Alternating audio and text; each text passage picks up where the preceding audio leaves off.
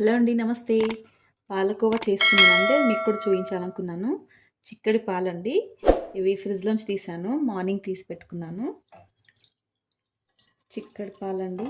మీగడ చూడండి ఎలా ఉందో. ఫ్రిడ్జ్‌లో పెట్టాను కదా, మీగడ అనేది పైకి వచ్చేసింది. లీటర్ పాలు తీసుకున్నానండి. కలుపుతూ ఉండాలండి ఇలా. ఒక్క నిమిషం కూడా ఆగకూడదు. ఆగితే ఏంటంటే మళ్ళీ మొత్తం గడ్డలు గడ్డలుగా అవుతుంది. పాలకోవా కదా, అందుకని తిప్పుతూనే ఉండాలి పాలు మరిగే వరకు.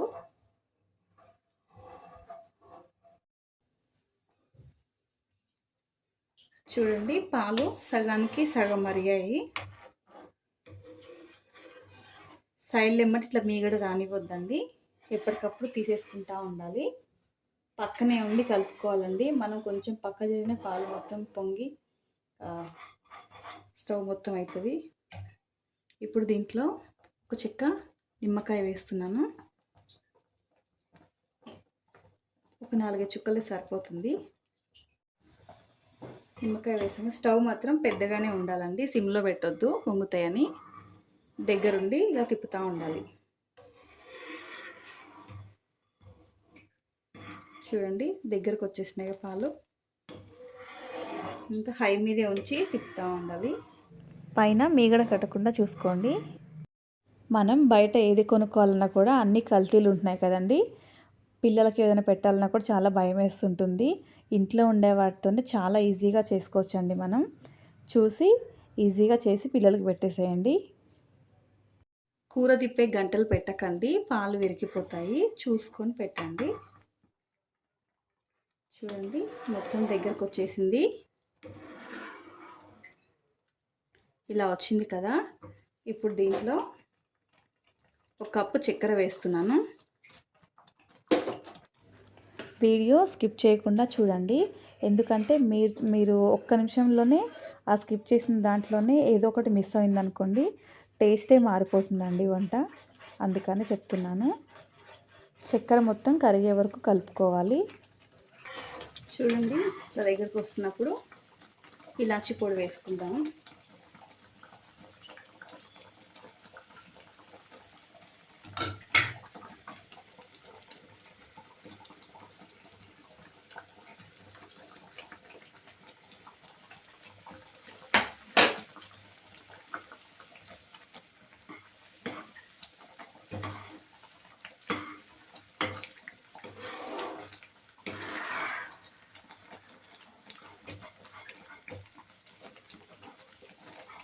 స్టవ్ మీడియం పెట్టలేదండి, పెద్దగానే ఉంది.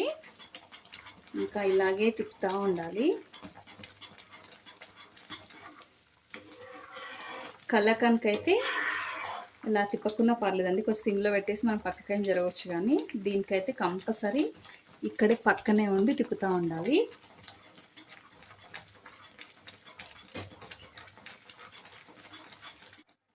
దీంట్లో ఒక 2 స్పూన్లు నెయ్యి వేసుకోవాలండి.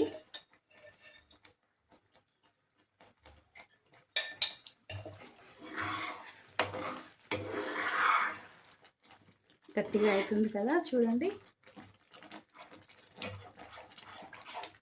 నాకు ఇది ఇలా చూస్తుంటే ఒకటి గుర్తుకొస్తుందండి. ఒక 10 ఇయర్స్ బ్యాక్ మా చిన్నప్పుడు పాలకోవా తీసుకోవని ఆటో వాళ్ళు వచ్చేవాళ్ళండి.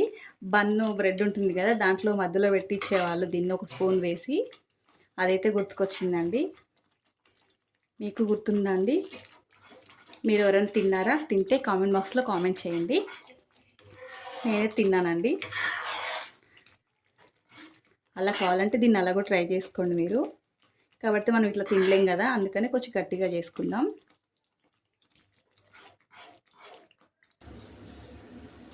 అయిపోయిందండి చేయడం. ఇది ఎంత చల్లగా అయితే ఇంకా కొంచెం గట్టి పడుతుంది. నేను ఇప్పుడు ఒక ప్లేట్లోకి తీసుకుంటాను. చూడండి, నెయ్యి వేయడం వల్ల మనకి గిన్నెకి అంటుకోవట్లేదు. టేస్ట్ అయితే చాలా బాగుంటుందండి. మీరు కూడా ట్రై చేయండి. మీకు ఎలా వచ్చిందో కామెంట్ బాక్స్లో కామెంట్ చేయండి. ఈ వీడియో మీకు నచ్చినట్లయితే ఫ్రెండ్స్కి, ఫ్యామిలీ మెంబర్స్కి షేర్ చేయండి.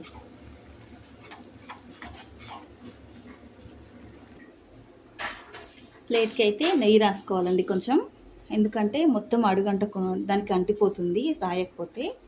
నెయ్యి అయినా నూనె అయినా సరే ఏదో ఒకటి రాసుకోండి. ఇప్పుడు దీంట్లో వేసుకుంటాను.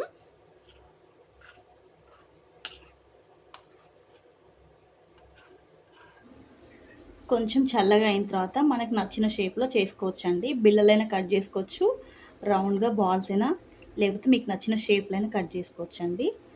ఇది చల్లగా అయిన తర్వాత కూడా చూపిస్తాను. మొత్తం కొంచెం గట్టిగా అయిందండి. ఇప్పుడు మనకు నచ్చిన షేప్లో చేసుకుందాం. బాల్స్ చుట్టుకోవచ్చు, బిళ్ళలు చేసుకోవచ్చు.